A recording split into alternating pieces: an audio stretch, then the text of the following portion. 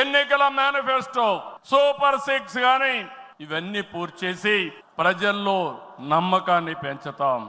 కూటమిగా మన 3 పార్టీలు కలిసి నడవాలి, మనం కలిసి గెలవాలి. తెలుగు జాతి నెంబర్ 1 కావాలంటే తెలుగుదేశం పార్టీ ఎప్పుడూ ముందుండాలని చెప్పి మీకు తెలియజేస్తున్నా. దానికోసం ప్రతి ఒక్క కార్యకర్త పనిచేయాలి, అవగాహన పెంచుకోవాలి, సమర్థవంతంగా పనిచేయాలి. నేను ఏదైతే ఆలోచిస్తున్నానో మీ అందరి ఆలోచనలు కూడా బలుకొని ఈరోజు విజన్ గాని ఇవన్నీ తీసుకొచ్చాం. అవన్నీ అమలు చేసే బాధ్యత మనం అందరం తీసుకుందాం. ఈ రోజు, రేపు, ఎల్లుండి 3 రోజులు ఇక్కడ ఉంటున్నాం. నేను ఒకే ఒక విషయం మిమ్మల్ని కోరుతున్నాను. మీరందరూ వచ్చారు, నిండు శోభ వచ్చింది, చాలా ఉత్సాహం వచ్చింది. నాకు కూడా అనిపిస్తా ఉంది, కొండను కూడా ఢీకొట్టే శక్తి మీరందరూ నాకు ఇస్తున్నారు. అది చేస్తా. ఆత్మవిశ్వాసాన్ని పెంచారు.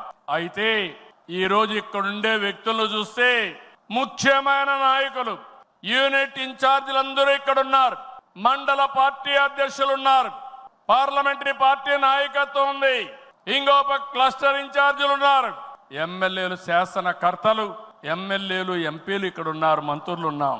అయితే ఈ రోజు మనకు కావాల్సింది ఎక్కడికక్కడ సమర్థవంతమైన నాయకత్వాన్ని ఇంకా తయారు చేసుకోవాలి. నాయకత్వం ఉంది, శక్తిని పెంచుకోవాలి, తెలివితేటలు పెంచుకోవాలి. మనం అనుకున్న లక్ష్యాన్ని చేరడానికి ఎలాంటి స్కిల్స్ కావాలనో అవన్నీ మనం నేర్చుకోవాల్సిన అవసరం ఉంది. ఈ రాష్ట్రాన్ని ఒక విజన్ తో తీసుకుపోవాలంటే నేను ఒక్కడనే కాదు.